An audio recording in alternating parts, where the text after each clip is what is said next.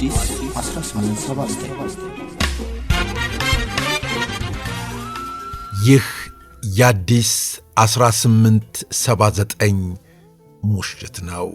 ሚያዝያ 13 ቀን 958 ዓመተ ምህረት ግርማዊ ቀዳማዊ አጼ ኃይለ ሥላሴ የጃማይካ ዋና ከተማ ኪንግስተን እንደሚገቡ ከተነገረበት ቀን ጀምሮ በመቶ ሺዎች የሚቆጠሩ ጃማይካውያን አየር ማረፊያውን ከበው እየተጠባበቁ ይገኛሉ።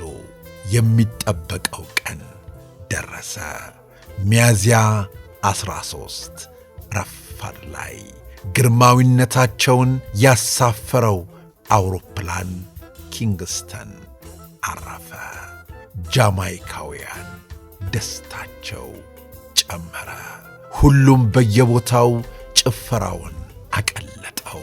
ግርማዊነታቸው ከአውሮፕላኑ ወርደው ለደቂቃዎች ሰላምታቸውን ሲያቀርቡ ሕዝቡ እያነባ የሚለው የሚናገረው ጠፍቶት ደስታውን መቆጣጠር አቅቶት ከፊሉ እየወደቀ ከፊሉ እየጮኸ በደስታ ሰላምታውን ይሰጥ ነበር። ይህ ብቻም አይደለም። ጃንሆይ ኪንግስተን፣ ጃንሆይ ጃማይካ እንደደረሱ በፀሐይ ሐሩር የበረታው አየር ወዲያውኑ እየዳመነ መጣ። በአየሩ ሙቀት የተጨነቀውም ቀዝቀዝ አለ። ወዲያው ዳመናው ዝናብ ወለደ። ዝናቡን ጃማይካውያን ይህማ ከግርማዊነታቸው የተረጨ ጸበል ነው ብለው በደስታ አንጋጠው ተቀበሉት። ዝናቡ መሬት ላይ ካረፈው ሰው ላይ ያረፈው ይበልጣል። ወደ መሬቱ ለማሳለፍ ሰው ዝናቡን አልፈቀደለትም።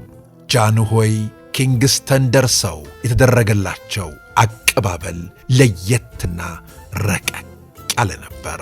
ይህን ዕለት ራስ ተፈሪያን ተከታዮች በየዓመቱ የዚያን ጉብኝት ማስታወሻ ሁሌም ይዘክሩበታል። በዚያ ክስተት ላይ የነበሩት እኛ እኮ ዕድለኛ ነን በማለት ይናገራሉ። ለልጆቻቸውም ይህንን ታሪክ ይናገራሉ።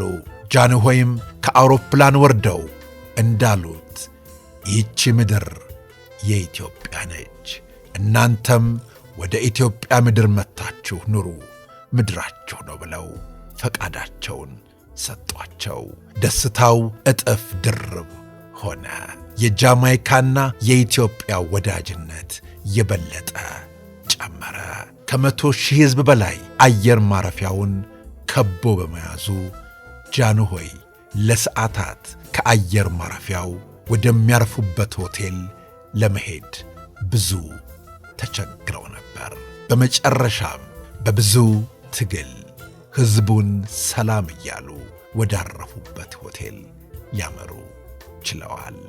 በዚህ ሁኔታ ራስ ተፈራውያን ሁልጊዜም የጃንሆይን ጃማይካ መምጣት በተለይ በዛሬዋ ቀን በልዩነት ያከብሩታል፣ ይዘክሩታል፣ ያስታውሱታል። እኛም ዕለቱን አስታከን ታሪኩን እንዲህ አቅርብነዋል። ይህንን ሁኔታ በማስታወስም ቦብ ማርሌ የጃንሆይን ድምፅ በማካተት ዋር በተሰኘው ዘፈኑ ላይ ድንቅ ቸብቸቦውን አካቶ ተጫውቶ ነበር። አንዱ ዘር ከሌላው ዘር ይበልጣል ይሻላል የሚባለው እምነት ዋጋ እንዲያጣ ሆኖ ካልተወገደ በአንድ አገር ውስጥ ግርማዊ ቀዳማዊ ኃይለ ሥላሴ በጃማይካ ያደረጉት ጉብኝት ጃማይካውያን ዛሬም ድረስ የሚያወሩለት እጅግ በርካታ መጽሐፍት የተጻፈለት የኢትዮጵያና የጃማይካ ወዳጅነት በቀይ ብዕር ደምቆ የተጻፈበት ዕለት ነው። ሚያዝያ 13 1958 ዓመተ ምህረት። ለዚህም ነው ቦብ ማርሌ ዋር በተሰኘው ቸብቸቦ ላይ የግርማዊነታቸውን ድምፅ አስገብቶ እስከ መዝፈን የደረሰው። ከዚህ ጊዜ በኋላ ራስ ተፈሪያውያን በኢትዮጵያ በተለይ በሻሸመኔ የራሳቸውን መንደር መስርተው ለመኖር በቅተዋል። ወዳጅነቱም የኢትዮጵያ ፍቅሩም እንዳለ እንደነበረ ይዘውት ቀጥለዋል። እንዲያ ነበርን እኛ። ውድ ቤተሰቦቻችን ስለ አብሮነታችሁ፣ ስለ ወዳጅነታችሁ ከልብ እናመሰግናለን። በቀጣይ እንዲሁ እንዳማረብን ተመልሰን እንመጣለን። እናመሰግናለን። አዲስ 1879